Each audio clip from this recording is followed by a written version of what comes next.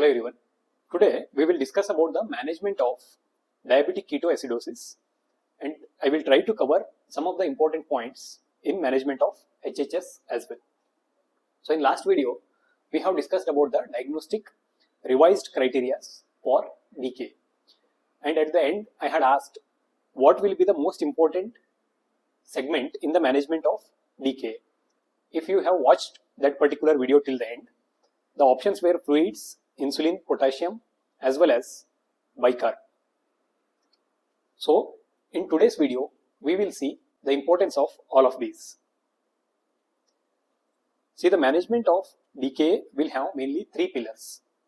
IV fluids are very important, insulin as well as potassium. Bicarb and phosphate supplementation are not that important, which we will discuss in the upcoming slides. When it comes to fluids, why we will utilize fluids in DKA management? We all know that DKA is a state of absolute insulin deficiency, as well as there will be dehydration, right? So these two are the major pathologies in diabetic ketoacidosis. So this dehydration part will be taken care by IV fluids. So the focus is to restore intravascular volume, and with this we will anticipate the changes in the blood glucose values to reach for euglycemic state. Then, as mentioned, DKA is an absolute insulin deficiency state. That's why we will take the help of insulin, and its focus is to stop ketogenesis. We know that whenever there is severe insulin deficiency, body will try to generate ketone bodies. Also, by supplementing insulin, we are trying to normalize glucose. So these two are the major anticipated focus with the utilization of insulin. When it comes to the third pillar, that is potassium, it is mainly to prevent fatal arrhythmias. So in DKA, there will be possibility of hypo as well as hyperkalemia. So the balance should be adequately maintained to prevent arrhythmias. So these are the three pillars of DKA management. And it is not like one is more important than the other. Instead, all these three will run in parallel. So we have to evaluate and adjust all of these three pillars simultaneously at every clinical intervention point. When managing DKA or HHS, what should be the glucose targets? When it comes to DKA, we should aim for 150 to 200 range of blood glucose levels, whereas for HHS, we can keep slightly higher range, that is 200 to 250. This is the aim which we are going to achieve after therapy. So we will discuss each of these in detail. First pillar is nothing but fluid resuscitation. So the dehydration part has to be recovered. So what is the first step in that? Determine the hydration status. So how to do that? First, look for the clinical features. For example, if the individual is having just thirst, increased thirst, but no other clinical signs of volume loss, then we can say this individual has lost very mild amount of volume. So mild hypovolemia will be there of about 1 to 2 liters. We are speaking for a 70 kg adult. Whereas if you are able to see some of the clinical signs like dry mucous membrane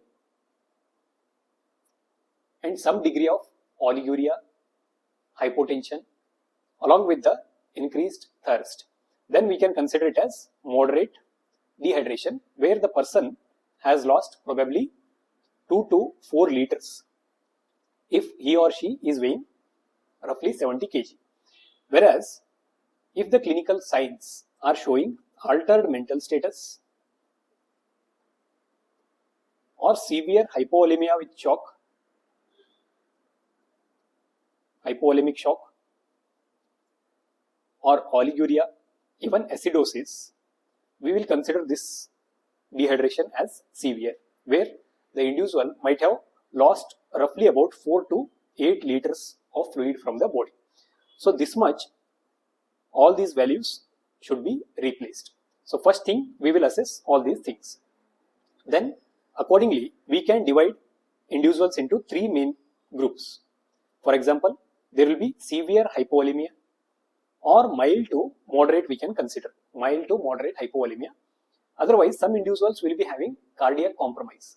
Either they will be having history of heart disease or post-MI, etc. In that case, we have to be little cautious when supplementing the fluids. See, when there is severe hypovolemia, as I mentioned, roughly there will be about 4 to 8 liters of volume loss. So, how to replace this? We can utilize 0.9% sodium chloride. So, normal saline, we will start infusing at a rate of 1 liter per hour. So, what I always tell to the students is, whenever you get the case of diabetic ketoacidosis, first secure 2 IV lines. 2 IV lines and 1 catheter, urinary catheter. This should be the first step in managing DKA. So according to this rate, what we have to do, take normal saline and start infusion on both the lines so that we will complete each pint of about half liter. We all know that generally we will get 500 ml of normal saline bottles. So we have started on both the sides and both should be completed in 1 hour. This we will keep on doing for total replacement. So every hour we are replacing 1 liter. This we will continue for about 8 hours. And now many of us will think of hyperchloremic acidosis because we are supplementing chloride rich, which will be slightly higher, that is 154 milliequivalents roughly. So there might be chances of hyperchloremic acidosis. So to prevent that, after 1 to 2 hours, for example, first hour we have given 2 pints of normal saline, second hour we have given the same. From third hour onwards, we can change it to half normal saline, 0.45% of normal saline to prevent hyperchloremic acidosis. This is for those cases who are in severe hypovolemia. Then some individuals will be having mild to moderate volume loss, that is roughly about 1 to 4 liters we need to replace. Again, the fluid of choice is normal saline, and here what we have to do, in the same duration, the total amount to be replaced is half, right? So in the same 2 IV lines, we will be starting normal saline, but these both should complete in 2 hours. So every 2 hourly 1 liter we are infusing, like that for next 2 hours another liter till we replace the total volume loss. For example, in 8 hours we will be replacing roughly 4 liters of IV fluids. Again here, after 2 to 4 hours we can change the fluids instead of normal saline to half normal saline. Whereas, as mentioned, some individuals will be having cardiac compromise. In that case, whatever the calculated amount of fluid loss is there should be infused at a slower rate, and the monitoring should be frequent, because we have to look for the volume overload features like increased respiratory rate or fall in saturation, tachycardia, etc. So these should be monitored. It is mainly dependent on the clinical judgment during the handling of that particular case. But sometimes, as mentioned in the previous video regarding euglycemic ketoacidosis, the presentation glucose itself will be lesser. For example, it will be less than 200, but ketone bodies will be positive. So in that case, for fluids, remember, whatever the calculated loss is there, we will be supplementing with normal saline. Along with that, we have to give 5% or 10% dextrose in the other IV line so that we will not lead to further drop in the glucose levels. So the target was to achieve 150 to 200 range of glucose. If the individual is already presenting in this particular range, but anyways we need to replace the lost fluids, we have to supplement with dextrose rich fluids along with the usual fluid replacement so that the target range of glucose will be maintained without further fall. This is applicable for euglycemic ketoacidosis cases. Then the second pillar is insulin. Here also we need to assess an important point in the beginning, that is whether the DKA is fitting into mild decay or moderate to severe decay. So how to decide this? There are numerous factors to call it as mild, moderate, severe. For example, it will depend on the pH level, anion gap, bicarbonate level. All these things are there. But I would suggest you to remember, if the patient is alert, then consider it as mild decay. Suppose there is drowsiness or stuporous or further fall in the consciousness state, consider it as moderate to severe. This is a simple way. So once you have decided, you can choose subcutaneous route or IV supplementation of insulin. So the differentiation is important to choose the mode of supplementation of insulin. For example, if the individual is in DKA and we called it as mild decay because he or she is completely alert. So in that case, initiate with 0.1 units per kg of regular rapid acting insulin subcutaneously. For example, throughout this lecture, we will take the example of 60 kg individual. Okay. So for this, what we will do? 6 units of regular insulin will be given initially as subcutaneous dose. Then for maintenance, the same 6 units will be given every hour. So every hour we will be monitoring the glucose levels and we are delivering 6 units of subcutaneous regular insulin. This is for mild decay till we get the normal range of 150 to 200. Whereas for moderate to severe decay who are quite drowsy or stuporous, here we will follow IV route. So the first initial bolus dose will remain the same. For example, 0.1 units per kg. For this 60 kg individual, again it will be 6 units regular insulin given as IV bolus. Then for maintenance, same 6 units will be infused per hourly basis and we will be monitoring the blood glucose with this fixed rate infusion to get the target blood glucose values of 150 to 200. So this is how we will initiate and maintain insulin therapy, which is a second pillar of DKA. Whereas in HHS, just remember one important difference. In HHS, there will not be absolute deficiency of insulin like DKA, but there will be relative deficiency. But the important point in aggravation of HHS is dehydration, leading to excessive osmolarity. For example, in these cases, we will be able to see blood glucose values of 500, 600, etc. So here our goal should be to replace fluids first, always. In HHS, the main thing which we have to focus upon is fluids instead of insulin. As mentioned previously for DKA, calculate the amount of fluid loss and infuse the fluids in the same rate to keep the blood glucose target in the range of 200 to 250. And when considering insulin, we can start with the half dosage as that of for DKA, that is 0.05 units per kg per hour. So here for that 60 kg individual, we can just start with 3 units per hour regular insulin infusion. Why is it important to replace fluids first instead of insulin in cases of HHSEs? Remember, as I told, it is a high osmolarity state and the blood glucose values are very high. Suppose we start with insulin initially, there will be rapid fall in the blood glucose levels. This will lead to fall in the osmolarity in the intravascular compartment. So definitely the fluid shift will happen, leading to cerebral edema and all. Also, when we give insulin, this itself will shift the fluid from intravascular compartment into the cells. For example, neuron cells, leading to cerebral edema, as well as because of this shift of fluids by insulin, there will be further hemoconcentration, further loss in the intravascular volume, leading to severe crisis. So these are the mechanisms because of which we have to withhold or we can delay insulin replacement till we stabilize the fluid status of that particular individual. This is applicable for HHS.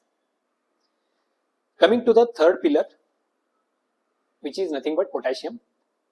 Here remember, potassium replacement will depend on only one important factor, that is nothing but the renal safety. Renal safety.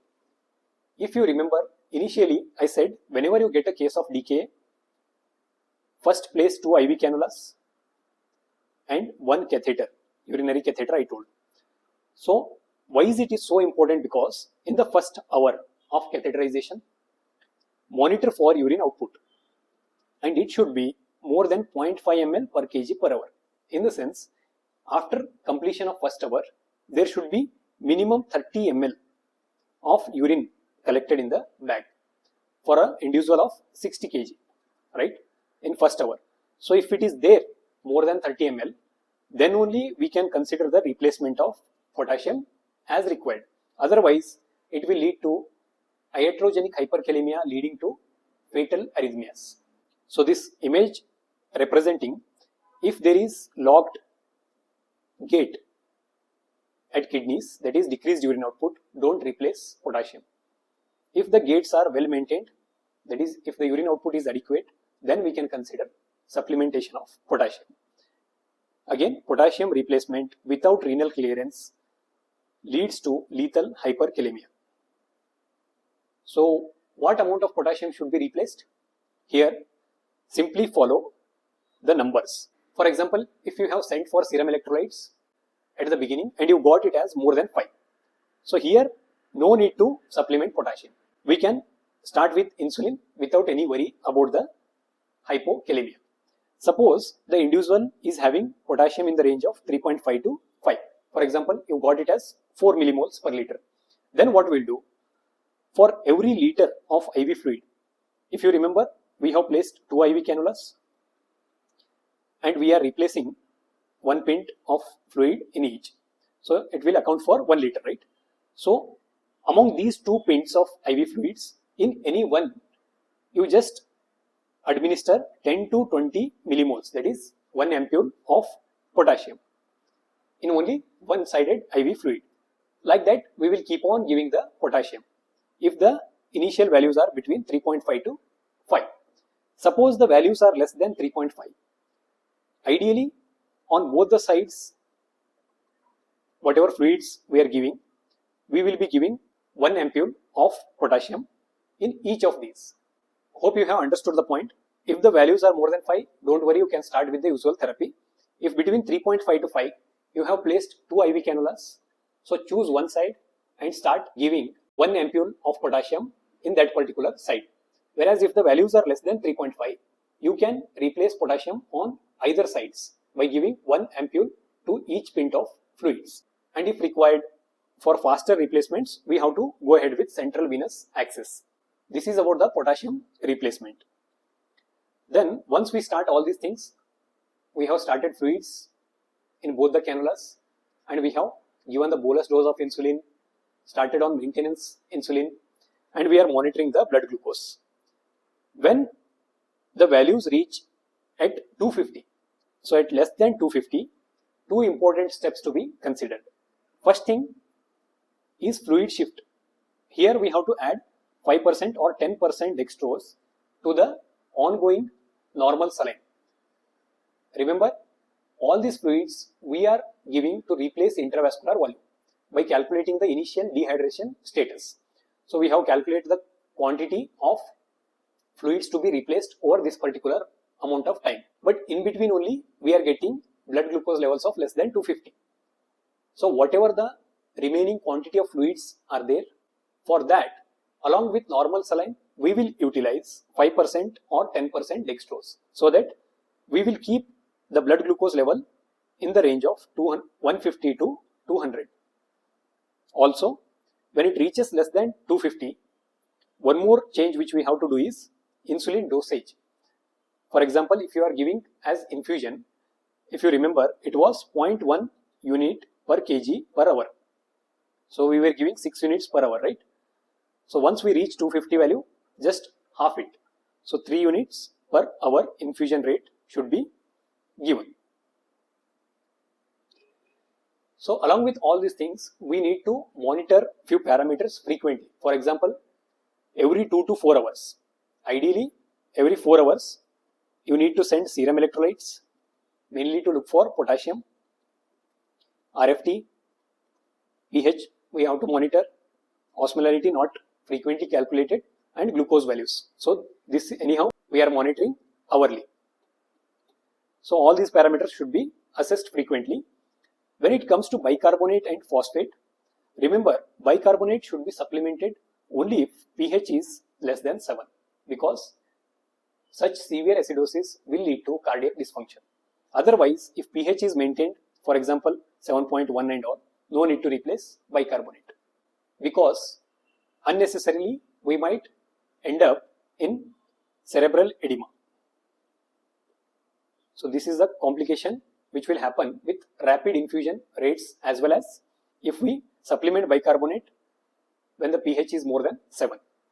When it comes to phosphate supplementation, no need to supplement it unless the patient is having muscle weakness or respiratory compromise. Otherwise, the absolute value you have sent and got it as less than 1. So in majority of the cases, there is no requirement of phosphate supplementation. And when to consider these hyperglycemic crisis has resolved? There are some numerical values which I have already mentioned in the previous video. Just to recall that pH should become more than 7.3, bicarbonate more than 18, and glucose should come down to less than 200 ideally, whereas ketone bodies level should fall to less than 0.6. These are all the numerical values, but remember, do not wait to achieve all of these. If you are sure enough that clinical improvement has happened and the patient is stable, you can go ahead with the next level of care without delaying or keeping the individual in the same state. Whereas there are some criteria for HHS resolution as well. Mainly it will depend on the osmolality, urine output, and important thing here is patient mental status should be normalized. Now you have achieved the target, then how to do the transition from IV to subcutaneous insulin. So once there is resolution and the patient is able to eat and drink, what we have to do is we have to begin subcutaneous multi-dose insulin regimen. See here, there is no strict protocol. Ideally, we have to calculate total daily requirement of that particular individual based on the body weight, and we can divide it into basal and bolus, and we can start giving bolus therapy at a fixed interval.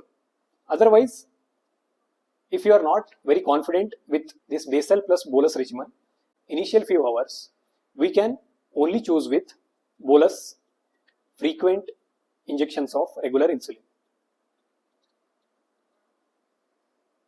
And once we get to know the levels required to maintain the glucose, then we can readjust the insulin therapy accordingly. So the best way is to give regular insulin at a frequent interval and ask the individual to have meals or drink, and accordingly to achieve the target we will keep on adjusting the dosage of insulin in the initial few hours. And remember, once we do all these things and give subcutaneous insulin, even then we have to continue whatever the infusion of IV insulin going on, and this should be continued for 1 to 2 hours after giving subcutaneous insulin. Because what happens is, whatever the IV insulin we are giving, if we stop it and immediately shift to subcutaneous insulin, remember IV insulin's half-life is very low, hardly less than 5 minutes. So its action will be down, whereas the subcutaneous insulin will take its own time to act. So in between, there will be again spike up in the glucose values. So to prevent this, ideally, whatever the infusion you are giving, continue that, calculate the fixed dosage, give that particular amount of insulin, ask the individual to start having meals, and continue this overlap for 1 to 2 hours. After continuation of IV insulin for 1 to 2 hours, you can stop it, because by the time subcutaneous insulin, whatever we have given, will start its action, and the patient will maintain the blood glucose values in the target range. So that will be the step number 3, that is termination of IV insulin and transit to subcutaneous insulin.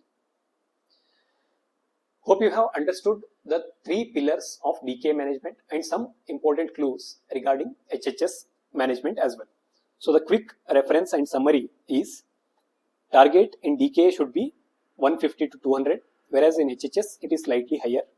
And at the level of 250, there are 2 important changes: to halve the insulin infusion rate and utilize dextrose-rich fluids for the replacement of intravascular volume. For potassium supplements, first check for the gate, that is urine output should be adequate, and according to the values we will utilize potassium supplementation, and at the end there should be minimum 1 to 2 hours of overlap between subcutaneous and IV insulin therapy. Hope this video was helpful and you have understood how to handle these hyperglycemic crisis states. Share it among your colleagues and friends, and if you have any confusion regarding the management of diabetes related complications, put it in comment section. I will come up with a detailed, crystal clear concept explanation in upcoming video. Thank you so much.